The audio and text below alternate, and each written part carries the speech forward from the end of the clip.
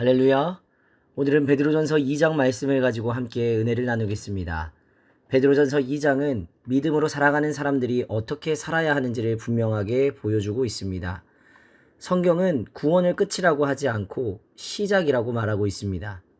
구원은 하나님의 자녀로 입양된 사건이지만 그 후에는 하나님의 자녀답게 살아가도록 성장하는 과정이 반드시 따라야 하는 것입니다. 갓난아이는 너무나도 이쁩니다. 그러나 부모가 가장 바라는 것은 그 아이가 건강하게 자라가는 것입니다. 몸은 어른이지만 내면은 여전히 아이처럼 행동하는 사람을 우리는 어른아이라고 부릅니다. 신앙에서도 마찬가지입니다. 외형은 오랜 신앙생활을 한 사람처럼 보이지만 말씀대로 살려는 몸부림이 없고 변화와 열매가 없다면 그것은 아이 신앙에 머물러 있는 것입니다. 베드로는 오늘 말씀에서 그리스도인들이 어떻게 성숙해질 수 있는가를 말씀하고 있습니다.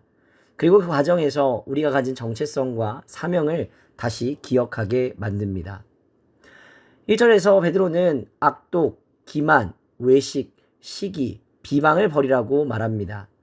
이것들은 입술과 마음에서 악을 쏟아내게 만드는 근원이 됩니다.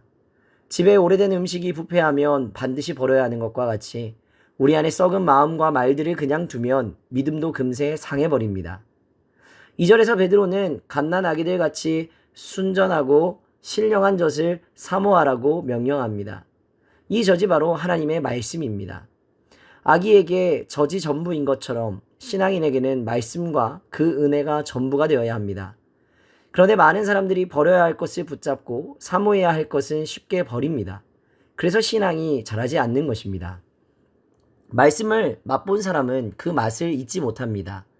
맛집에서 감동을 받으면 다시 그 맛집을 찾아가듯이 말씀에서 은혜를 경험한 성도는 그 은혜를 다시 찾게 되는 것입니다. 3절은 이렇게 말합니다. 너희가 주의 인자하심을 맛보았으면 그리하라. 주의 인자하심은 하나님의 말씀을 통해 경험하는 은혜입니다. 힘들 때 말씀에서 위로를 받고 기쁠 때 그 감사의 근원을 말씀 속에서 발견하는 것, 그것이 인자하심을 맛본 사람의 특징이 됩니다.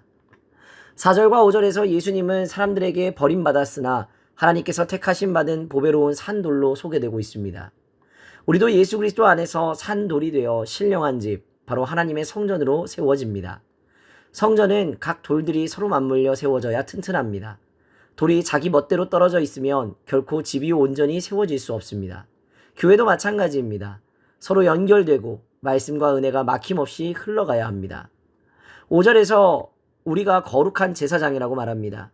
제사장의 역할은 하나님께 제사를 드리고 백성들에게 은혜를 흘려보내는 것입니다.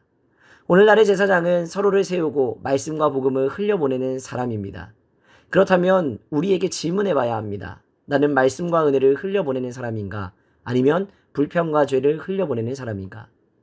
은혜가 막히면 공동체는 병들고 결국 무너집니다.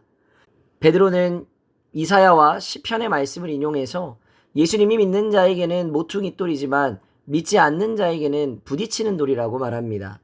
하나님은 세상에서 버려진 것들을 모퉁이 돌로 사용하십니다.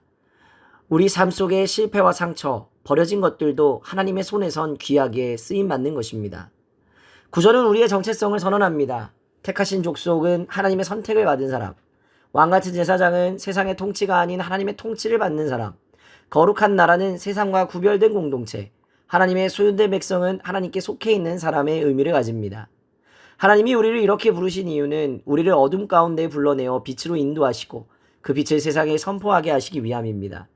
빛의 사람은 어둠의 말을 버리고 빛의 말을 합니다. 나는 어둠의 사람이었지만 이제는 빛의 사람이라고 고백하는 것입니다. 이 고백이 우리의 삶 속에서 행동과 말로 반드시 드러나야 합니다. 이 정체성을 잃어버리면 우리는 마치 사자인데 풀만 먹는 사자처럼 신앙인인데 신앙인답지 않은 이상한 존재가 되는 것입니다. 하나님은 우리를 분명히 왕같은 제사장으로 부르셨습니다. 그래서 우리는 말씀의 통치를 받으며 거룩을 전하는 삶을 살아가야 하는 것입니다. 베드로전서 2장은 이렇게 우리를 부릅니다. 악을 버리고 말씀을 사모하라. 산돌로서 교회에 연결되어 은혜를 흘러보내라.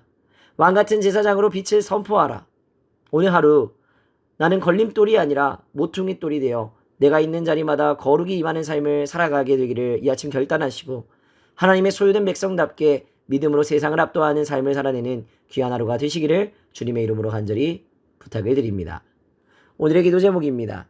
악독과 기만을 버리고 말씀을 사모하는 삶이 될 수 있도록, 교회의 한 지체로서 은혜를 막힘없이 흘려보낼 수 있도록, 왕같은 제사장으로 빛의 통로가 되는 삶을 살아갈 수 있도록 기도하시기 바랍니다. 기도하겠습니다. 걸어가신 하나님 아버지, 우리를 어둠에서 불러내어 빛으로 인도하시고 왕같은 제사장과 거룩한 나라로 삼아주심에 감사합니다. 이 시간 악독과 기만과 비방을 내려놓게 하시고 말씀을 사모하는 마음을 부어 주시옵소서. 걸림돌이 아니라 모퉁이돌로 은혜와 말씀을 흘려보내는 도구가 되게 하여 주옵소서. 오늘 하루 우리의 정체성을 잊지 않고 빛의 자녀로 주님의 덕을 선포하며 살아가는 귀한 삶이 될 수 있도록 역사하여 주옵소서. 감사드리며 걸어가신 우리 구주 예수 그리스도의 이름으로 기도하옵나이다.